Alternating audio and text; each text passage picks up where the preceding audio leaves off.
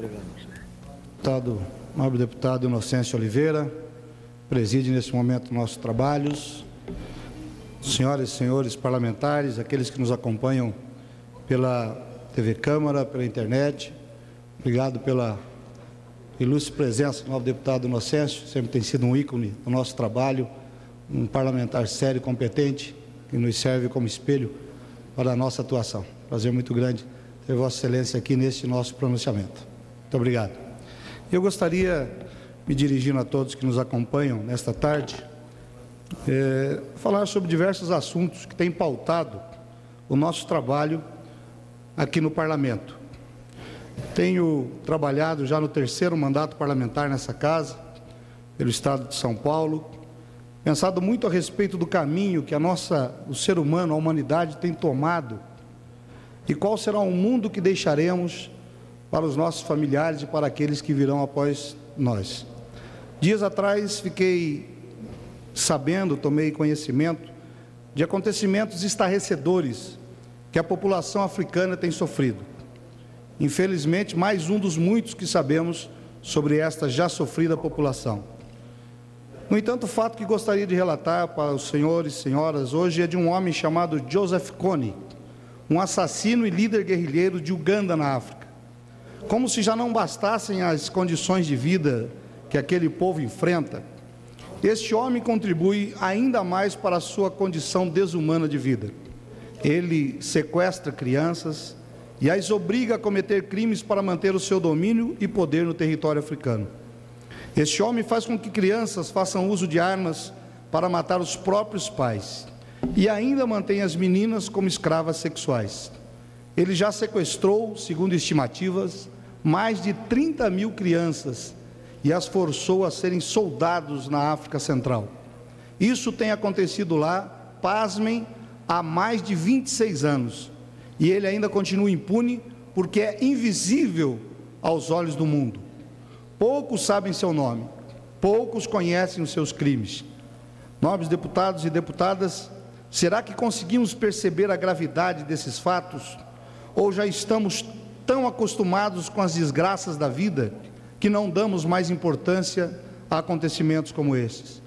Acontecimentos que afetam nosso semelhante, por mais distante geograficamente que eles estejam de nós. No entanto, o fato que me desperta atenção nisso tudo é o movimento internacional que tem se formado ao redor destes acontecimentos. Um movimento iniciado por um grupo pequeno de pessoas que se incomodou e fez destes fatos um objetivo pelo qual lutar. Resolveram fazer a diferença em meio a tantos outros que tomaram conhecimento do fato e simplesmente fecharam os olhos. Talvez hoje, daqui de onde estamos, pouco possamos fazer por essas crianças, mas não precisamos ir tão longe para nos depararmos com situações semelhantes. Basta olhar ao nosso redor e vermos diariamente cenas de traficantes aliciando crianças nas nossas cidades. Crianças que vão para o mundo do crime desde pequenos. A violência doméstica que diariamente nos assusta com casos estarrecedores. Pais matando os filhos, filhos matando os pais. O fácil acesso de menores de idade às drogas lícitas ou ilícitas. O sexo banalizado nas telas da TV. Tudo isso corrompendo os valores morais e a consciência das nossas crianças. E por que ainda permanecemos inertes? Já dizia Martin Luther King: o que me assusta, o que me dá medo, não é o grito dos maus, é o silêncio dos bons. Como se não bastasse, falando de outro assunto, há uma comissão de juristas designadas pelo Senado que apresenta um anteprojeto de lei para alterar o Código Penal, que, entre outras coisas, prevê a prisão aberta, permitindo condenados viver livremente fora da cadeia e, na prática, sem qualquer monitoramento. Já não bastasse a violência que enfrentamos, ainda teremos a possibilidade de aprovar um ato como esse, que com certeza, no meu entendimento, aumentaria muito a criminalidade do nosso país.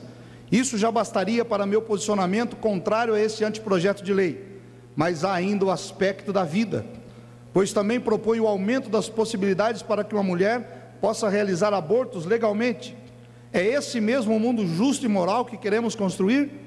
De acordo com o texto elaborado, a liberação da ortotanásia, a interrupção do tratamento médico de um paciente sem chances de recuperação, também será um tema abordado. A tipificação do crime da homofobia e o aborto. No caso do aborto, a ideia é permitir que a interrupção da gravidez seja autorizada, por exemplo, quando o bebê tiver um tipo grave de malformação. Além disso, a prática pode ser liberada quando houver risco para a saúde da mãe, mesmo que não haja perigo de morte. Lembrando que hoje o aborto é permitido em casos de estupro e risco de vida para a gestante. Inúmeras vezes me dirigi a esta tribuna para expressar meus posicionamentos em relação a isso, mas julgo necessário e pertinente, mais uma vez, dizer que a Constituição brasileira nos garante a proteção à vida desde a sua concepção. Isso é um fato que a ciência, a teologia e também a lei concordam.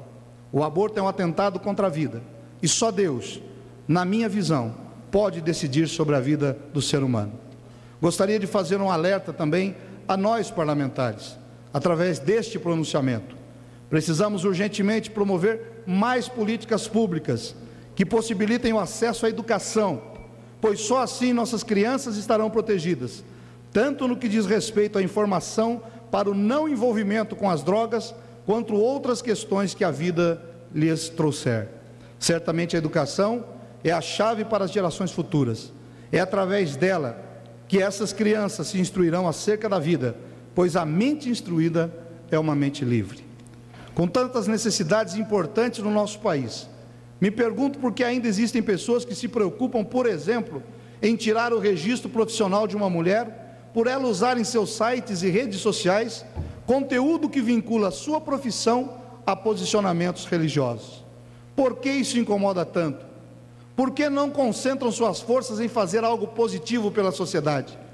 Gostaria de abrir aqui um parênteses, nobre deputado Lucena, e parabenizar a psicóloga Marisa Lobo, psicóloga cristã, pelo seu posicionamento firme diante das ameaças e por lutar pelas suas convicções, no que a nossa frente parlamentar se associa a ela, e nós acreditamos sinceramente que Deus continuará abençoando e fortalecendo para que esse trabalho continue sendo feito e ela não tenha de que se envergonhar, porque ela está assumindo uma posição pessoal. Deputado Jefferson Campos, peço a Vossa Excelência uma parte. Tem uma parte, nobre deputado Roberto de Lucena, brilhante deputado pelo Estado de São Paulo, do Partido Verde. Muito obrigado.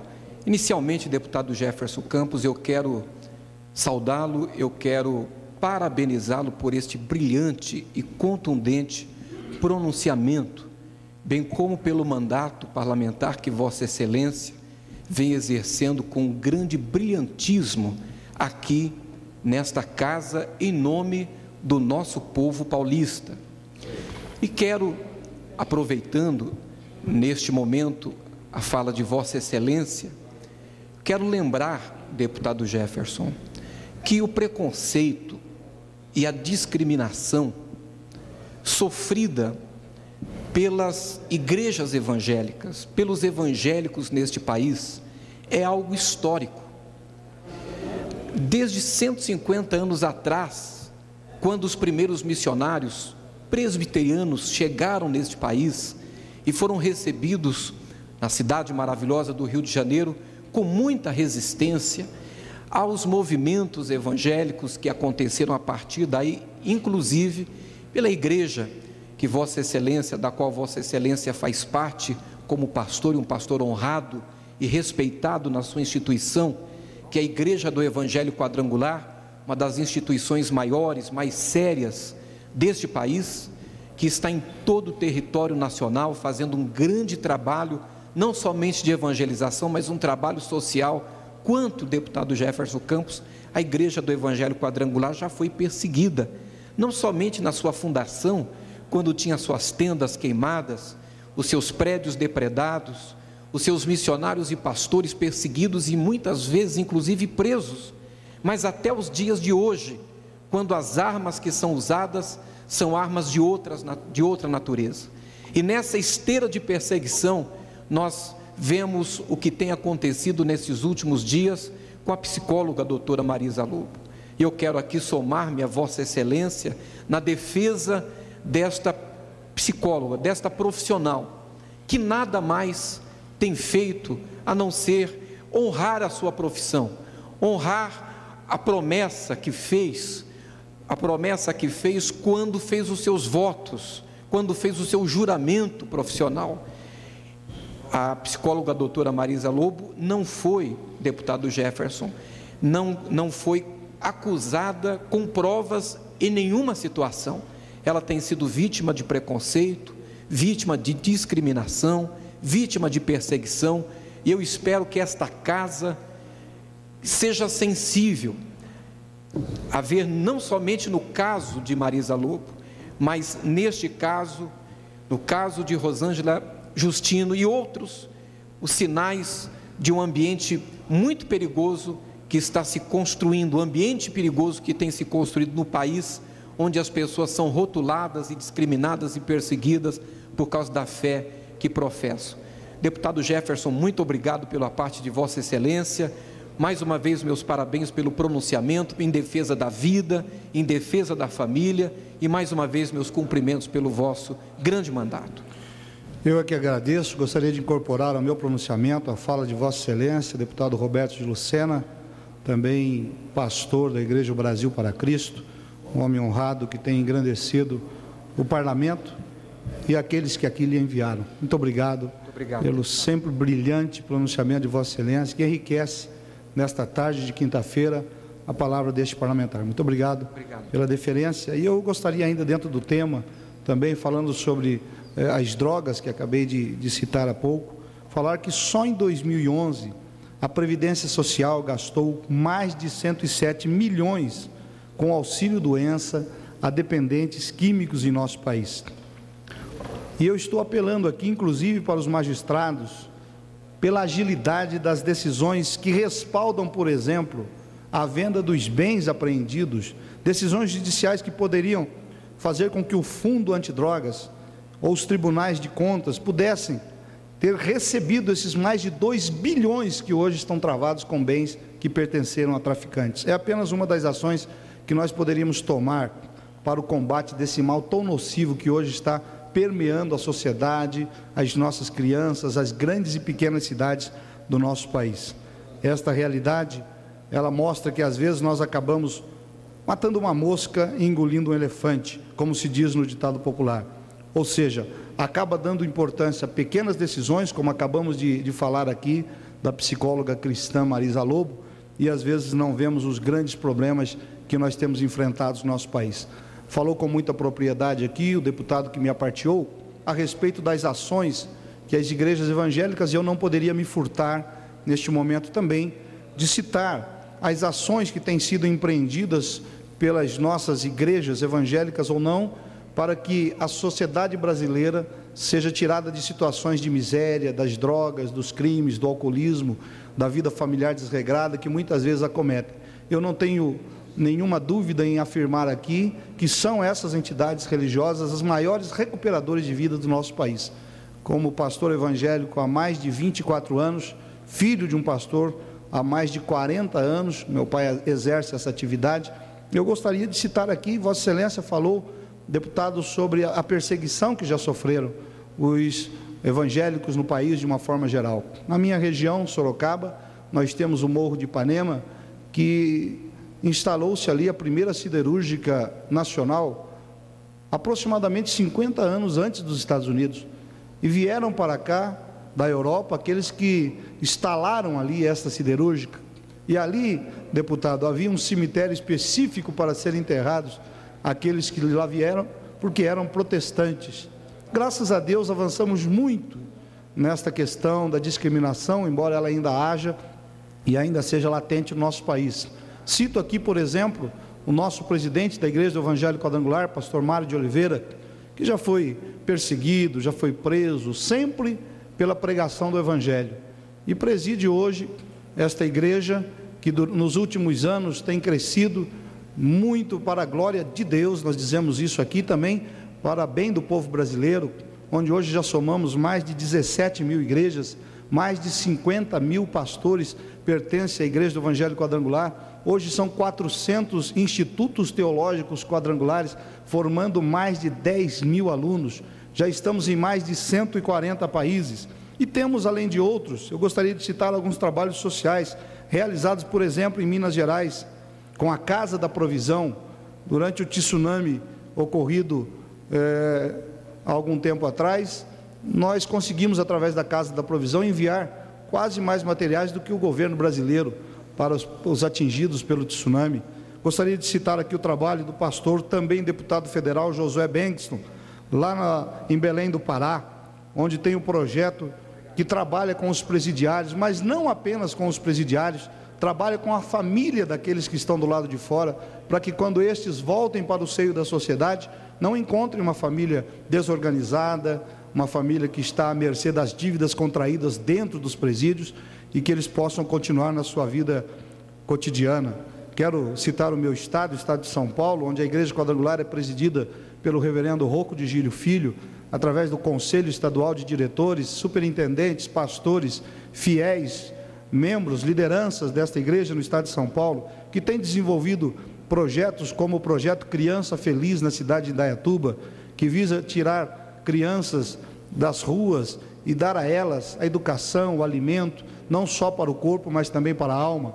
O projeto que instalamos na Cracolândia, no centro de São Paulo, o projeto Retorno, que tem tratado ali daquelas pessoas que não têm condições de estar hoje na sociedade, mas transportando-as para as casas de recuperação. Acabamos de construir agora o estado de São Paulo, a Igreja Quadrangular, a Casa de Recuperação na cidade de Itapetininga, onde aproximadamente 100 pessoas receberão o tratamento adequado para que eles possam sair deste mundo das drogas. Enfim, poderia citar aqui, além do trabalho espiritual realizado pela igreja, muitos outros trabalhos realizados e que com toda certeza estão engrandecendo e fazendo com que o Brasil seja melhor a cada dia. Mas eu os parabenizo neste meu pronunciamento, tendo a certeza de que esse trabalho vai continuar, e vai continuar muito profícuo através da ação desta igreja, de outras, como a do deputado que me aparteou, e outras mais ainda, e também de ações não governamentais.